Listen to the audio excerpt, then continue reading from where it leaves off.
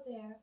So making another video because I deleted the scoliosis part one by mistake.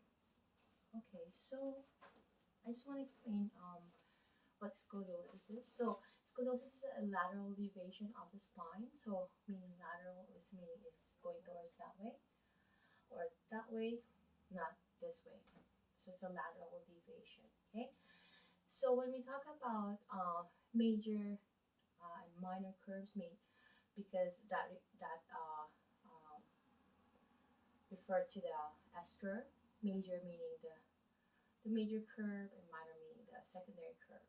Okay, so the apex will be where the convexity is going towards. So it's pointing towards that, um, uh, where the vertebrae level is the where it's going towards is the um, widest length with in regards to the apex with regards to the span. Okay, so a span is where, let's say this is a C curve. A span is where from A, from the level, let's say the most popular type of scoliosis is spanning from T3 to T12, but apex of T8. So this will be the T3, that's the level T3. This is T12, and this will be the T8. This is the apex, where is the convexity. Okay, and the transitional vertebrae, where because our body will have the righting reflex, it will try to correct it, like I said before in my previous videos, right? So if we are laterally deviated, our body's going to try to correct it. So that meaning if we are having a convexity on the right, our body is going to have transitional or S curve on the left, right? And the uh, transitional curve will be where the point of end of the major curve and the starting of the minor curve. Okay, let's say if it's a T12, so that is the transitional because it's making the S curve. Okay, and the reason for the S curve is, like I said, it's going to have that riding reflex. Our body will try to correct because we don't want us to be like looking that way. Our body will always want to try to correct because our body is wonderful and it has the ability to adapt, like or correct.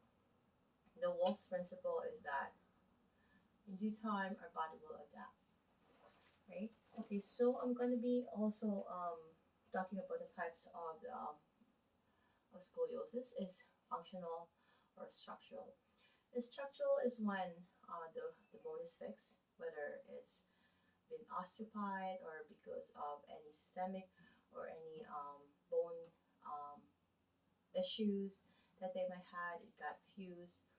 In the case of the ankylosing spondylitis, it had the bamboo fuse. So there's no way we can fix that, if it, especially if it laterally deviated to the left or to the right. Okay, and another type will be the functional scoliosis, where it is more on so the muscular imbalances, right? The muscle imbalances, sorry, or musculoskeletal imbalances. So it could be fixed. So it's really important that we fix it before those bone adapt and fuse and become structural. Another form of structural is when it's genetic. You're born with it. And another factor that we have to look is that if our parents or any relatives is diagnosed or have a scoliosis, we have 30% of risk to have a scoliosis. Okay? Okay, so I'm going to be talking about the severity of the scoliosis. So if it's less than 10, that's the normal. Every person have a kind of scoliosis in their spine because the way we sleep, the way we We try to do this, or when we drive, we try to put our hand in our console so that laterally raises us. So some sort of scoliosis we do have.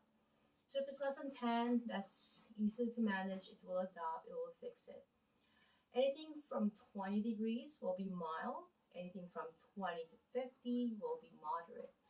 Anything from 50 and over will be severe. So before we get to the severe, we need to address all the concern. We have to make sure that we know which one is to be addressed when it comes to physiotherapy or massage therapy. So are we, strengthening the muscle that are weak and lengthened, or are we stretching the muscle and decreasing hypertonicity, or making sure that we stretch those in terms of physiotherapy? So we have to make sure that we know, and before we even conduct all those, as we know, we have to know all those testings and all the pathologies, everything involved. But one thing that I needed to explain is that the causes of scoliosis is idiopathic, but it's always a skeletal, neuromuscular, and it's functional. If it's functional, it's fixable, congenital, and introgenic. Okay, idiopathic scoliosis comprise of approximately 85% of reported scoliosis cases, and occurs in approximately 8% of the population. So idiopathic site is unknown. Sometimes we woke up or we put a wallet in our back pocket and it'll cost.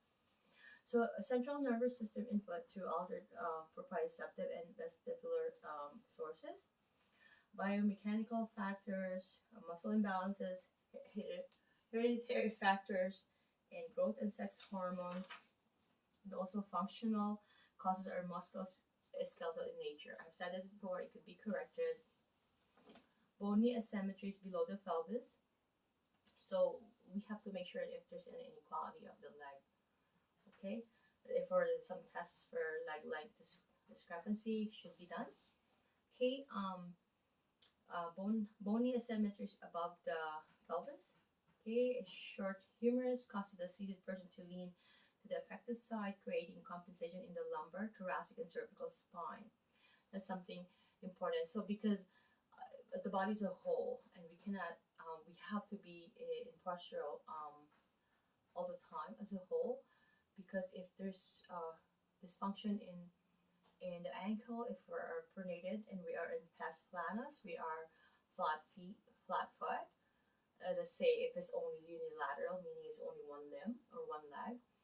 So that's going to cause a lot of problem, because that's going to go to the knee and everything dysfunction, because the body is going to try to fix it, right? Okay, so any trigger points? Trigger points are any knot or any twitch in the muscle. There's any tenderness or anything that's creating a referral pattern, anything that's creating a phenomenon. Um,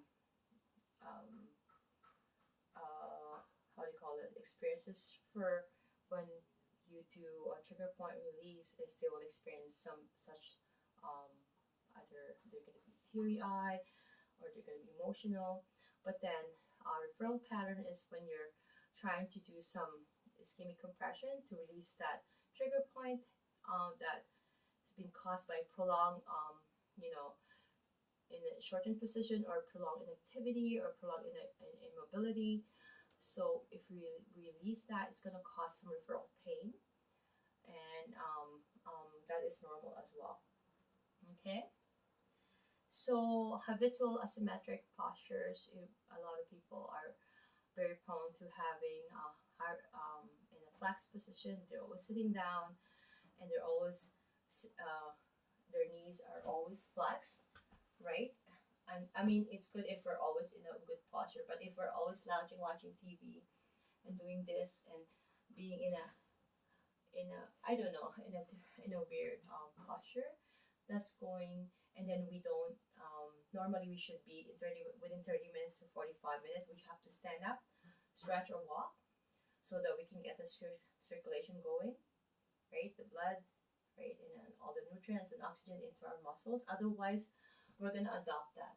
And what's gonna happen? It's gonna have some adaptive shortening, contractures can happen, and all that. We don't want that, right?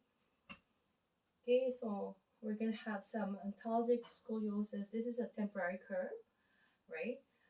Just because of the muscle being so hypertonic, being so shortened, it's gonna cause spasm. And some neuro or muscular condition like cerebral palsy or anything that is can cause our body to be in a dysfunction, like a flexor pattern. If they're going to be in a position that is going, some areas will be shortened, some areas will be lengthened. Okay.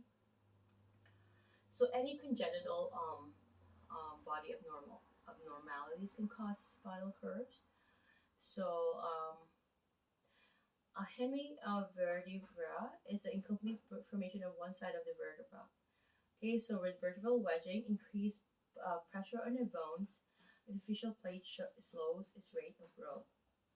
Slow growth occurs on the concave side of the scoliotic curve, resulting in a symmetric wedge-shaped vertebrae. Okay, and iatrogenic, such as pneumonia, nectomy, or open heart surgery. Sorry about my pronunciation again. But I have mentioned before, so if they're gonna do an open heart surgery or a heart surgery, you're gonna have to take off some ribs or break some ribs to be able to access the heart. Therefore, that's gonna cause a scoliosis because it's gonna later on. So that has to be fixed before it could be severe, and it could be causing more problem. Okay. So I wanted to talk about how the vertebrae of the